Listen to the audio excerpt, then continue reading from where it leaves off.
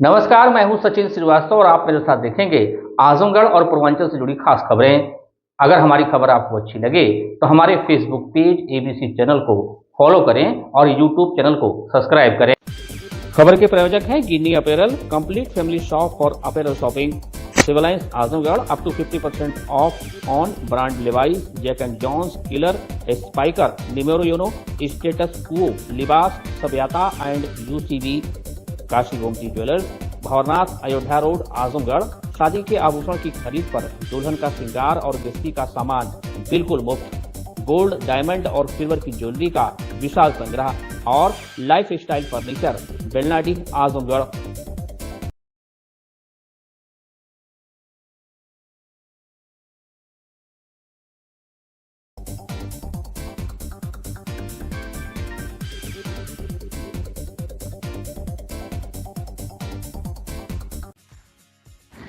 तो खबर आजमगढ़ से, जहां उत्तर प्रदेश के उप मुख्यमंत्री केशव प्रसाद मौर्य राजकीय हेलीकॉप्टर से गुरुवार को पुलिस लाइन पहुंचे, जहां भारतीय जनता पार्टी के क्षेत्रीय अध्यक्ष सहजानंद राय, जिलाध्यक्ष आजमगढ़ ध्रुव सिंह, जिलाध्यक्ष लालगंज विनोद राजभर, अखिलेश मिश्रा गुड्डू सहित भाजपा नेताओं और मंडलायुक्त विवेक, डीआईजी सुनील कुमार सिंह, जिलाधिकारी रविंद्र कुमार के साथ ही पुलिस अधीक्षक डॉक्टर अनिल कुमार ने उनका भव्य स्वागत किया। इसके बाद डिप्टी सीएम हरिओत कला भवन में आयोजित अंतर्राष्ट्रीय गोष्ठी में शामिल हुए।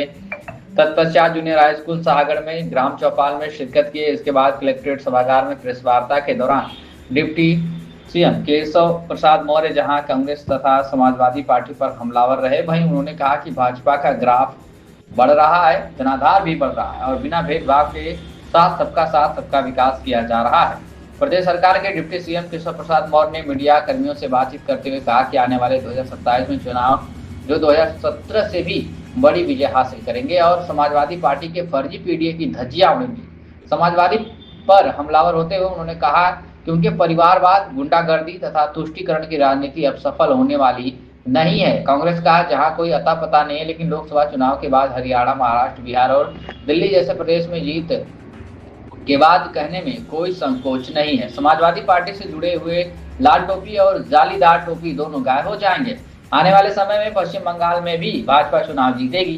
डिप्टी सीएम ने कहा कि अखिलेश यादव बिहार में चुनाव पराजय के बाद बौखलाहट में हैं। उनको बिहार चुनाव में लग रहा था कि आरजेडी की सरकार आ जाएगी और उत्तर प्रदेश में समाजवादी की सरकार आ जाएगी। उनको भी पता हो गया है कि 2047 तक ना कांग्रेस, ना समाजवादी और ना ही आरजेडी की सरकार आने वाली है और पश्चिम बंगाल में टीएमसी और तमिलनाडु में डीएमके भी जाने वाला है। यूजीसी को लेकर समण समाज के नाराज होने के सवाल पर कहा कि कोई नाराज नहीं है। बीजेपी अगड़ी जाति, पिछड़ी जाति, अनुसूचित जाति सबको सम्मान देती है। जो पीछे छूट गए हैं उनको आगे बढ़ाने के लिए जो आवश्यक कदम उठाए जाएंगे। प्रेस वार्ता के दौरान डिप्टी सीएम ने कहा कि गांव के विकास में जो रोड मैप पूरा रहेगा, श्रमिकों का कोई रोजगार छिनने वाला नहीं है। मनरेगा के माध्यम से जो भी सेवाएं लगी है उसके दायित्व में कोई कमी नहीं आएगी। 90,000 करोड़ का बजट हुआ करता था, अब वह 1,51,000 करोड़ का बजट होने वाला है।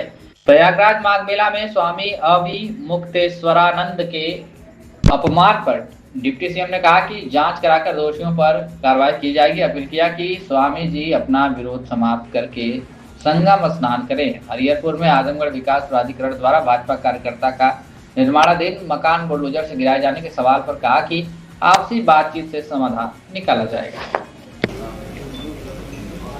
पहला कार्यक्रम अंतर्राष्ट्रीय सेमिनार था। ब्रह्मऋषि सहजानंद स्वामी जी महाराज के नाम से जो ट्रस्ट बनाया गया है, श्री सहजानंद जी हमारे क्षेत्रीय अध्यक्ष जी के द्वारा, बढ़िया कार्यक्रम था, सफल कार्यक्रम था। उसकी डिटेल आपको ब्रीफिंग मिलेगी। उसके पश्चात ग्राम चौपाल का आयोजन किया गया। ग्राम चौपाल का आयोजन चूँकि मनरेगा की जगह अब विकसित भारत जी राम जी अधिनियम आ गया है, इसके माध्यम से गांव का सर्वांगीण विकास होगा। पीएम गति शक्ति से गांव के विकास का जो रोड मैप है वो जुड़ा रहेगा। श्रमिकों का रोजगार नहीं छीनने वाला है। मनरेगा के माध्यम से जो भी मैन पावर, चाहे आउटसोर्सिंग चाहे संविदा लगी हुई है, उनके किसी भी दायित्व में कोई कमी नहीं की गई, न की जाएगी। जो 90,000 करोड़ का बजट होता था, 1,51,000 का बजट होने वाला है। अर्थात जब विकसित भारत बनेगा उस समय विकसित ग्राम सभा भी बनेगी इसी लक्ष्य को लेकर के माननीय प्रधानमंत्री श्री नरेंद्र मोदी जी के नेतृत्व में केंद्र सरकार ने मनरेगा रूपी दानों ने जो भ्रष्टाचार करके 11 लाख करोड़ खा गया था, अब वह 11 लाख करोड़ अगर खर्चा होगा तो गांव स्मार्ट सिटी की तरह स्मार्ट ग्राम सभा भी बन जाएगी, ऐसा पूरा विश्वास रखते हुए बाकी जो जनपद में विकास कार्य हैं उनको तेज़ी से आगे बढ़ाने के निर्देश दिए गए हैं। महिला सशक्तिकरण की दिशा में आवश्यक कदम जो भी उठाए गए हैं अच्छे उठाए गए हैं, उसके लिए तो मैं साधुवाद देता हूं, लेकिन और अच्छा प्रयास किया जाए ऐसा मैं आज की बैठक में यहाँ पे निर्देश भी दिया हूं। कानून व्यवस्था चुस्त और दुरुस्त यह भारतीय जनता पार्टी सरकार की आदरणीय योगी जी के नेतृत्व में हमारी उपलब्धि है। और डबल इंजन सरकार, चूँकि हमारी डबल इंजन सरकार है, केंद्र में भी है, प्रदेश में भी है, और 2047 विकसित भारत का लक्ष्य है और उत्तर प्रदेश में 2027 के विधानसभा चुनाव होने वाले हैं।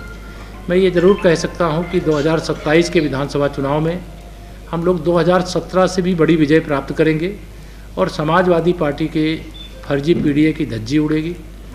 उनका परिवारवाद, उनकी गुंडागर्दी, उनकी तुष्टीकरण की राजनीति अब सफल नहीं होने वाली है और कांग्रेस तो उत्तर प्रदेश में कहीं उसका आता पता नहीं है, लेकिन लोकसभा चुनाव के बाद हरियाणा, महाराष्ट्र, दिल्ली प्रदेश और बिहार चुनाव जीतने के बाद मुझे कहने में कोई संकोच नहीं है कि समाजवादी पार्टी से जुड़े हुए जो लाल टोपी वाले और जालीदार टोपी वाले ये दोनों गायब हैं आजकल। तो भाजपा का ग्राफ बढ़ रहा है, जनाधार बढ़ रहा है और बिना भेदभाव के सबका साथ सबका विकास किया जा रहा है। पश्चिम बंगाल में भी भारतीय जनता पार्टी चुनाव जीतने जा रही है। यादव ने कहा कि जब सत्ता ने जब जुल्म करना शुरू किया तो उसे कलयुग आ जाता है। देखिए, श्री अखिलेश यादव जी बिहार चुनाव में पराजय के बाद बहुत बौखलाहट में हैं। उनको बिहार चुनाव के पहले लग रहा था कि बिहार में आरजेडी की सरकार आ जाएगी और उत्तर प्रदेश में समाजवादी पार्टी की सरकार आ जाएगी, लेकिन अब उनको भी पूरा विश्वास है कि 2047 तक न कांग्रेस आने वाली है, न सपा आने वाली है, न आरजेडी आने वाली है और पश्चिम बंगाल में बची खुची टीएमसी और तमिलनाडु से डीएमके भी जाने वाला। सर, यूजीसी के लेकर सर सवर्ण समाज सर बहुत नाराज है, इसके बारे में क्या? कोई नाराज नहीं। भारतीय जनता पार्टी अगला वर्ग, डिप्टी सीएम ब्रजेश पाठक ने कहा है कि अगला वर्ग भारतीय जनता पार्टी अगड़ी जाति, पिछड़ी जाति, अनुसूचित जाति की जैसे गंगा यमुना सरस्वती की त्रिवेणी है वैसे ये त्रिवेणी है। यहाँ पे सबका साथ सबका विकास, सबको सम्मान दिया जाता है। जो पीछे छूट गए हैं उनको आगे बढ़ाने के लिए जो जरूरी कदम होता है उठाया। Sir, deputy CM Brajesh Pathak ने कहा कि अगर सपा को मुसलमानों का वोट न मिलेगा तो वो पठाने भी नहीं जीत पाएंगे। ब्रजेश जी आएंगे तो उनसे पूछना आप किस लिए, किस परिपेक्ष में कहें, आप किस लिए सवाल कर रहे हैं। क्या नहीं, पूज्य शंकराचार्य जी के चरणों में प्रणाम है, वो बढ़िया स्नान करें, उनसे प्रार्थना है और यह विषय का समापन करें, ऐसे आग्रह है। बयान क्या कहेंगे जो उन्होंने कहा कि जब सत्ता ही अथर्व करने लगे तो उसे कलयुग कहा? देखिए, श्री अखिलेश यादव जी इस समय बहुत फ्रस्ट्रेशन में चल रहे हैं। बिहार चुनाव हारने के बाद उनको लग रहा था बिहार अगर आरजेडी जीतेगी तो यूपी में समाजवादी जीतेगी, लेकिन उनको मालूम है कि आरजेडी हार चुकी है और समाजवादी हारने जा रही है। तो इसके कारण से वो बौखलाहट में हैं, घबराए हुए हैं, तिलमिलाए हुए हैं और वह तुष्टीकरण और जातिवाद और फर्जी पीढ़ी उनका चल नहीं पा रहा है। इसलिए 27 में समाजवादी पार्टी सफाई जाने वाली। तो शंकराचार्य जी भी क्या कहेंगे जो चल रहा है? पूज्य शंकराचार्य जी के चरणों में प्रणाम करते हैं, प्रार्थना करते हैं, स्नान करें। सर, उनका आरोप है कि मतलब हमको निशाना बना करके नहीं, जिन लोगों ने भी किया है उसकी जांच करके, जो उनकी जांच करके जो भी किसी भी पूज्य संत आचार्य को, शंकराचार्य जी को, किसी भी संत का भी अनादर हमारे यहाँ करने का वो नहीं है। अगर कोई ऐसा किया होगा जांच करके कार्रवाई करेंगे, लेकिन उनके जो भी ऐसा किया है उसकी जांच करके कार्रवाई करेंगे। लेकिन अभी पहला ये है, भगवान शंकराचार्य जी के चरणों में प्रार्थना करता हूँ वो अपना जो भी विरोध है उसको समाप्त करके संगम स्नान करके मिले।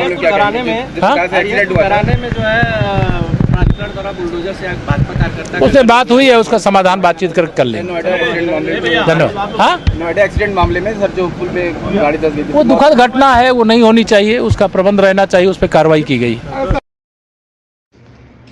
तो खबर आजमगढ़ से, जहां ब्रह्मर्षि स्वामी सहजानंद सरस्वती सेवा न्यास व महाराजा सुहेलदेव राज्य विश्वविद्यालय यूनिवर्सिटी ऑफ एग्डर नॉर्वे, स्वदेशी शोध संस्थान व इंदिरा गांधी राष्ट्रीय जनजातीय विश्वविद्यालय अमरकंटक रूहना विश्वविद्यालय श्रीलंका के संयुक्त तत्वावधान में आयोजित अंतर्राष्ट्रीय संगोष्ठी सह कार्यशाला का 2 दिवसीय आयोजन हरिऔध कला भवन में किया गया। इसका विषय पूर्ण रोजगार युक्त भारत के लिए शैक्षणिक संस्थाओं की भूमिका थी, जिसकी अध्यक्षता अनंत विभूषित जगत गुरु शंकराचार्य स्वामी अनंतानंद सरस्वती राजगुरु मठ पीठाधीश्वर काशी ने किया।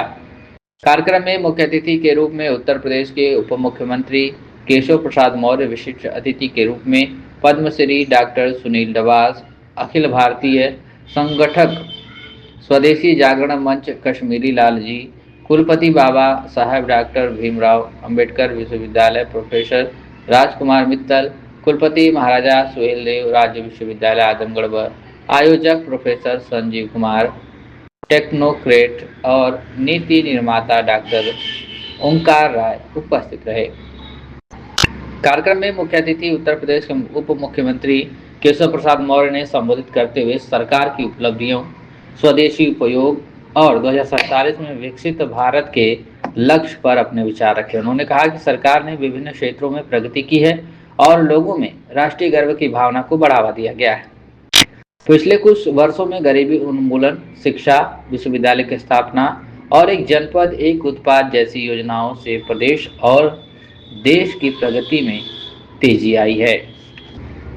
उन्होंने युवाओं को 2047 के लक्ष्य में भागीदारी के लिए प्रेरित किया। उन्होंने सहजानंद राय की प्रशंसा करते हुए कहा कि स्वामी जी के नाम से न्यास बनाकर इतना बड़ा कार्य कर उनकी सोच को जीवंत करने का सराहनीय कार्य किया है।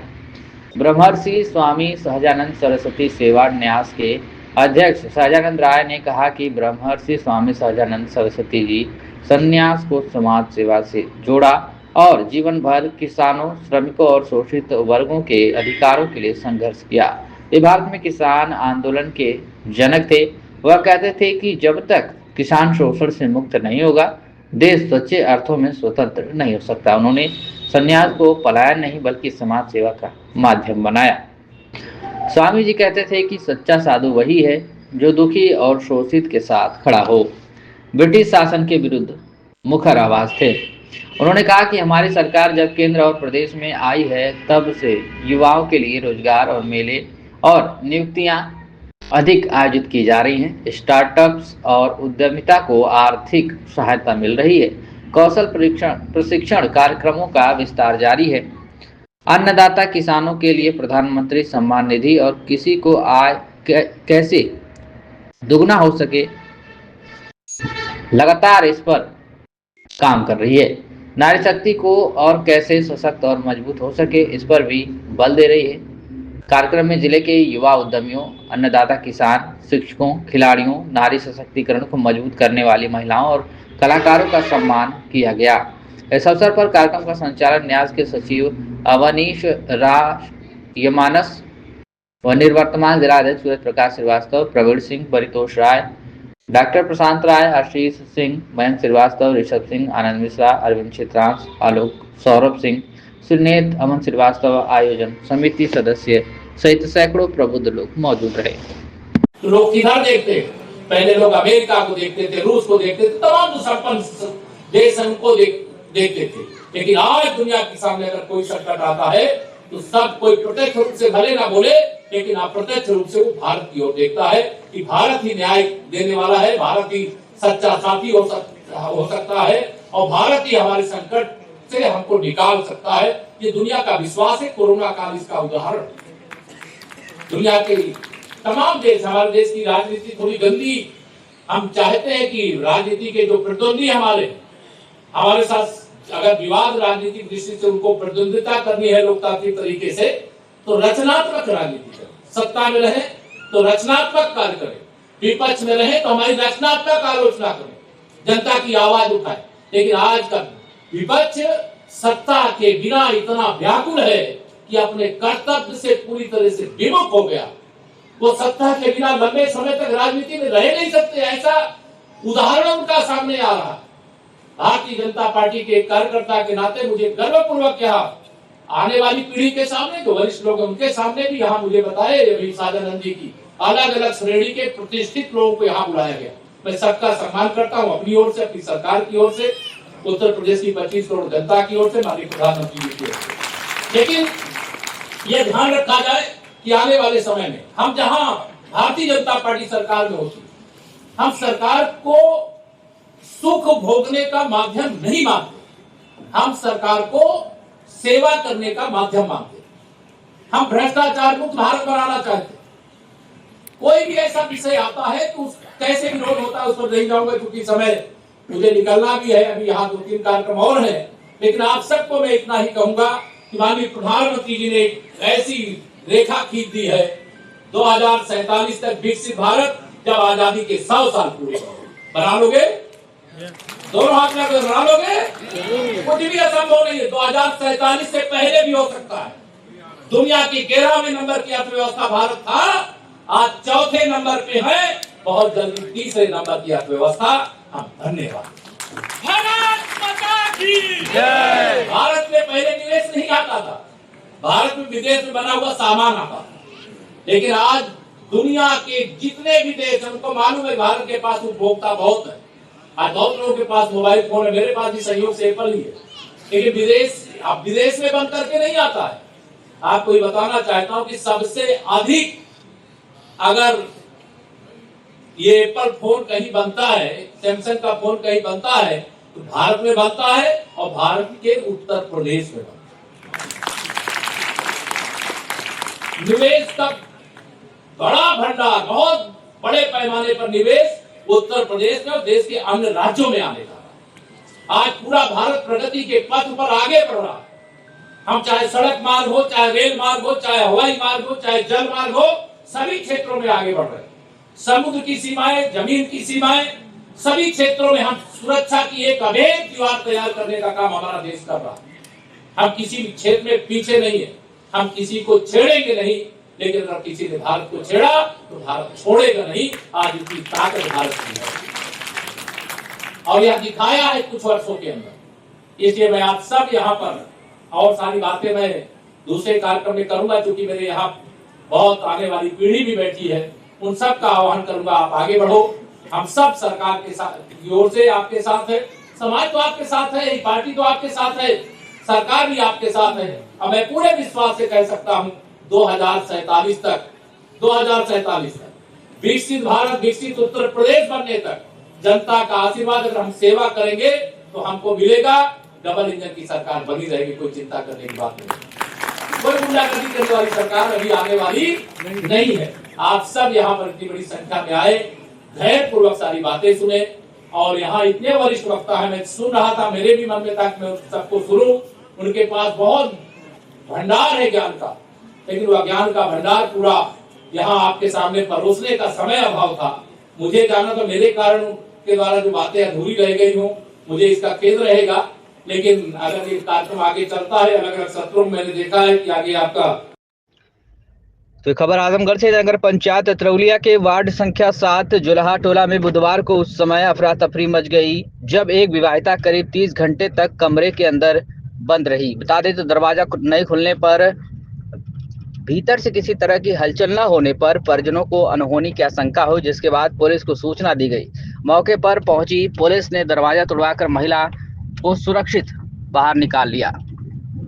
जानकारी के अनुसार जुलाहा टोला निवासी मनोज मदेशिया की पत्नी खुशी मदेशिया करीब 12 दिन बाद अपने मायके से ससुराल लौटी थी। इसके बाद वह अपने कमरे में चली गई और अंदर से दरवाजा बंद कर लिया। परिजनों को पहले लगा कि उनकी तबीयत खराब है और वह सो रही होंगी, लेकिन जब काफी समय बीत जाने के बाद भी दरवाजा नहीं खुला तो चिंता बढ़ गई। बुधवार शाम तक दरवाजा नहीं खुलने पर पति मनोज कुमार ने महिला के भाइयों को सूचना दी। साथ ही पड़ोसियों ने भी मामले को गंभीरता से देखते हुए 112 नंबर पर कॉल कर पुलिस को अवगत कराया। सूचना मिलते ही अतरौलिया थाना अध्यक्ष देवेंद्र नाथ दुबे पुलिस बल के साथ मौके पर पहुंचे। पुलिस ने महिला के मायके पक्ष से संपर्क किया, लेकिन उनके पहुंचने में समय लगने की बात कही गई। स्थिति को गंभीरता से लेते हुए पुलिस ने स्थानीय लोगों की मौजूदगी में कमरे का दरवाजा तोड़वाया। दरवाजा खुलते ही महिला बिस्तर पर लेटी हुई मिली। पानी के छींटे पड़ते ही वह जग गई, जिससे सभी ने राहत की सांस ली। एहतियातन के तौर पर पुलिस की मौजूदगी में एम्बुलेंस के माध्यम से महिला को उपचार के लिए नजदीकी सामुदायिक स्वास्थ्य केंद्र भेजा गया। फिलहाल महिला की हालत सामान्य बताई जा रही है और पुलिस ने भी राहत की सांस ली। बड़ी खबर है आजमगढ़ से, जहां सेना के जवान प्रशांत सिंह का पार्थिव शरीर पहुंचा उनके पैतृक गांव। लोगों की आंखें हुई नम। सैनिक सम्मान के साथ गाजीपुर में गंगा किनारे किया गया अंतिम संस्कार। बता दें तो खबर आजमगढ़ से, जहां प्रशांत सिंह का पार्थिव शरीर उनके गांव पहुंचा। गांव वालों ने अपने लाल को नम आंखों से अंतिम विदाई दी। खबर आजमगढ़ जिले के तरवा क्षेत्र के बहलोलपुर बरेहता गांव से है, जहां भारतीय जवान की मौत के बाद उनके शव को अंतिम संस्कार के लिए गांव लाया गया था। इस दौरान लोगों ने एक साथ जुटकर भारतीय जवान को आखिरी विदाई दी। वहीं फोर्स के साथी जवानों ने सलामी देकर भारतीय जवान को हमेशा के लिए विदा कर दिया। आपको बता दें कि आजमगढ़ जिले के तरवा क्षेत्र के बहलोलपुर गांव निवासी भारतीय जवान प्रशांत सिंह की मौत के बाद उनका पार्थिव शरीर बुधवार को उनके पैतृक गांव लाया गया, जहां राजकीय सम्मान के साथ भारतीय जवान का अंतिम संस्कार हुआ।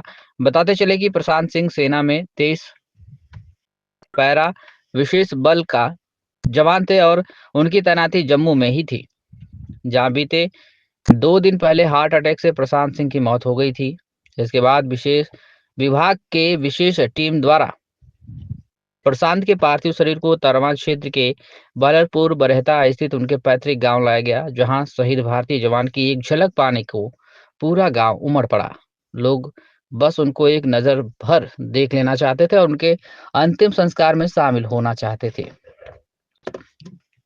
इसके बाद सैदपुर गाजीपुर स्थित गंगा नदी के किनारे उनका अंतिम संस्कार किया गया, जहां विभाग के साथी जवानों ने प्रशांत सिंह को शोक सलामी भी दी।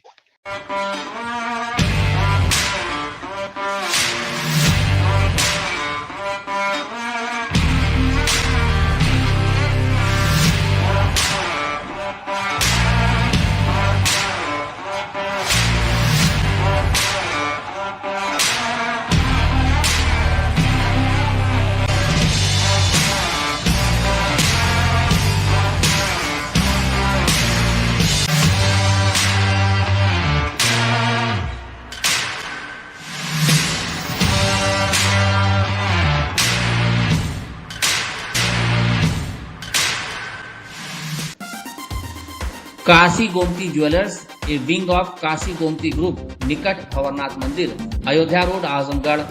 शादी के आभूषण की खरीद पर दुल्हन का श्रृंगार और गृहस्थी का सामान बिल्कुल मुफ्त।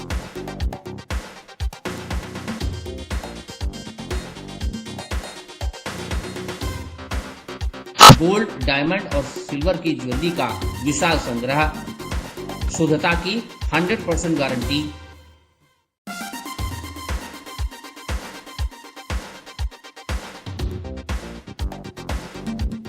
अपने खूबसूरत लम्हों को बनाएं और यादगार। पहुंचे काशी गोमती ज्वेलर्स, निकट भंवरनाथ मंदिर, Ayodhya road, Azamgarh. Lifestyle furniture, Belnadi, Azamgarh. सभी प्रकार के फर्नीचर एवं इलेक्ट्रॉनिक सामानों की भरपूर रेंज उपलब्ध। हमारे यहाँ EMI की सुविधा 0% ब्याज पर उपलब्ध। इलेक्ट्रॉनिक सामानों में LED TV, refrigerator, washing machine, air conditioner, air cooler, deep freezer, water cooler, mixer juicer, iron, fan, induction, battery, inverter, electric geyser, gas geyser, आटा चक्की इत्यादि।